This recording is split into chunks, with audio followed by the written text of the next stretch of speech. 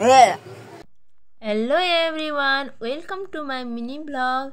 हजुरहरूलाई स्वागत छ मेरो छोटो अनि मिठो भिडियोमा। आज चाहिँ हामी धेरै समयपछि घुमघामको लागि जाँदैछौँ हेटौडा स्मारक। मेरो साथी चाहिँ घुम्न जानको एक्साइटमेन्टमा मेकअप गर्ने फुर्सदै पाएन है, बिचरा। आउँछ मिठो आउँछ ल है गाइज। अब चाहिँ हामी निक्लिसकेका छौँ हेटौडा स्मारकको लागि।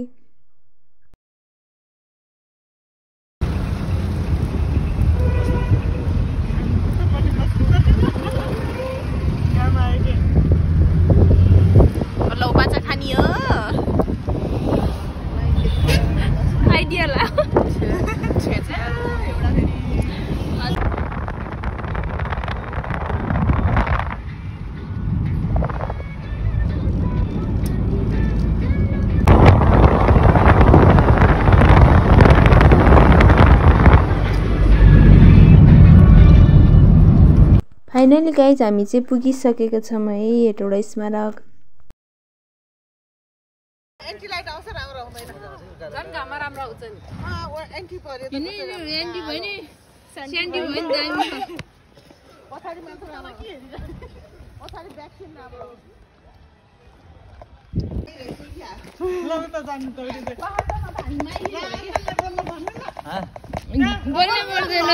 हामी जाँदैछौँ पुण्य क्षेत्र धाम। हामी रत्नगर टाढी बजारबाट हामी आएका हौँ। कति टाढा थाहा छैन। दौडे दौडे हो क्या त्यही छ पाउँछ यहीँ नरसिंह कि दुहाई भने पनि चड्कनले केही गर्दैन। मन्त्रहरू कण्ठ हुनुपर्छ नि। नरसिंह कि दुहाई भन्यो भने क्लिप हार्नलाई उताबाट के बनाइदियो देवर के को देवर जेठा सबभन्दा कान्छ देवर दाइ भएपछि अनि दाइको बिहा गर्यो दुईजनाको बाँकी हो।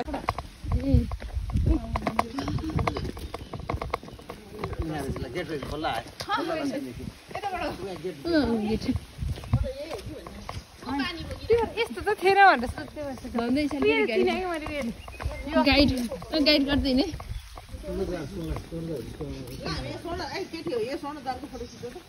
कहाँ छोड्नु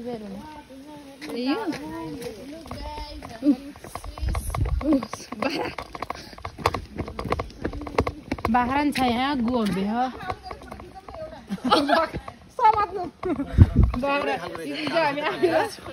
उता उता जान्छ नि भन्छ तिमी यता बस मेरो फोटो खिच्यो इसाको होइन आइफोनबाट खिच्यो त्यसो भने त म हाम्रो घरै गाउँलाई बाहिरसम्म बाख्रालाई लिएर नहुने मान्छेलाई रर हुने मान्छेलाई जाऊ हान्छ यो त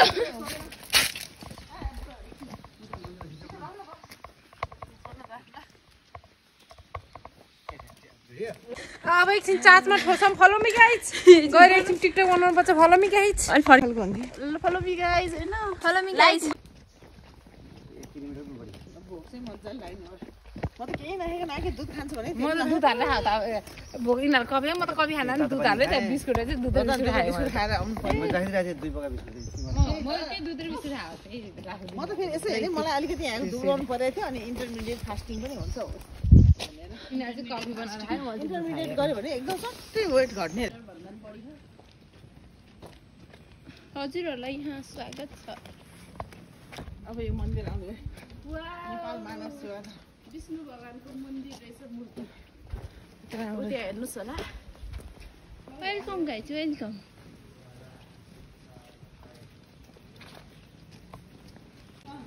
फुल पो हो म चाहिँ डुप्लिकेट बनाएर मन पर्छ ल न यो अङ्गनवाला लत्रे रुकिए जरा यता ल मनिका रुकिए जरा अंधेरा सिकी नहीं नानीलाई राम्रो होस् सुख शान्ति होस् है।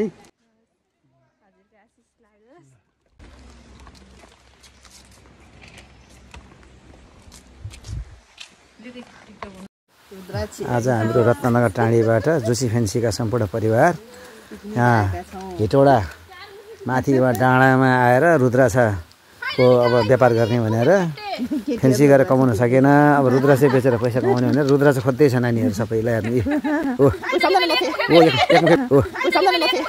एकमुखे भेट्यो ल। एकमुखेको रेट छ 40 लाख रुपियाँ। 25 लाख पाउँछ। व्यापारीमा सम्पर्क गराइदिनु मलाई। चाहिन्छ किन लान्छ किन लान्छ। दुईमुखे आयो भने पैसा आयो कि मलाई 20,000 रुपियाँ। दुईमुखे तीनमुखे पाँचमुखेको चाहिँ अलिक पैसा छैन है। पाँचमुखेको 50-60 आउँछ। पाँचमुखेको फाइदा पनि छ फेरि। जाउँ अब आउँछ अब यति कम लाग्छ त्यो। उयो जङ्गल छ। खोला जङ्गल ढुङ्गा भन्ने केही छैन यतातिर उयो जङ्गल ल नानीहरू ल जाऊ यहाँ कम बेला यहाँ डेन्जर एरिया हो एरिया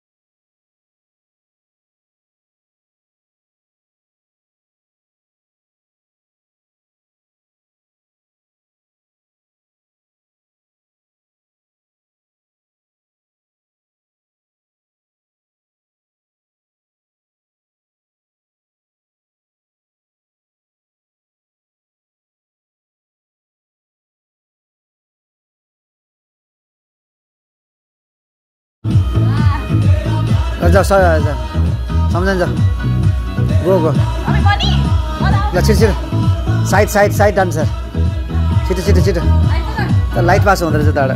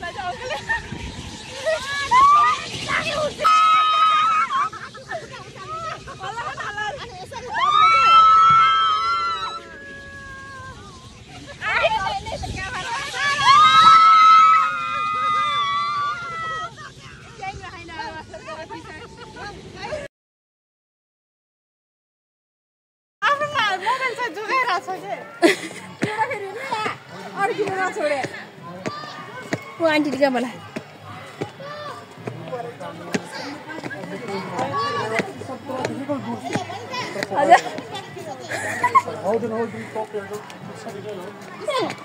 फेरि नाम लिन्न भन्दा न बाध्य नभन नि फेरि दाइ भाइले खिच्दै त कस्तो भइरहेको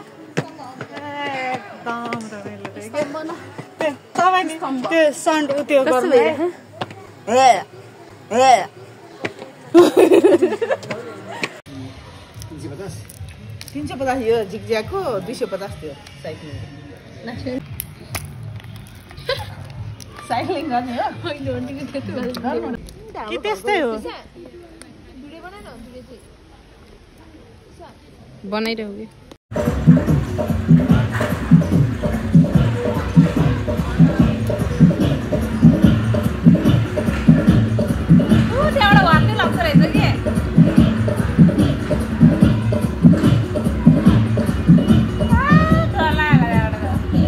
रेडी छ रेडी छ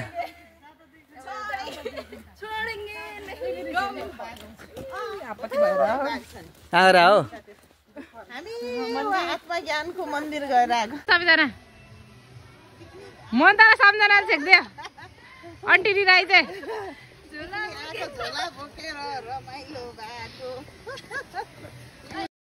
गइसकेको थियो नि एकछिन नातिन चुप्लाएर पनि हुँदैन थर्का ठेगानमा नराखेको त्यही छोडेको थियो छोड्ने बित्तिकै मलाई अनि यो मान्छेले मैले चाहिँ देखाएको थिएन भएको कुरा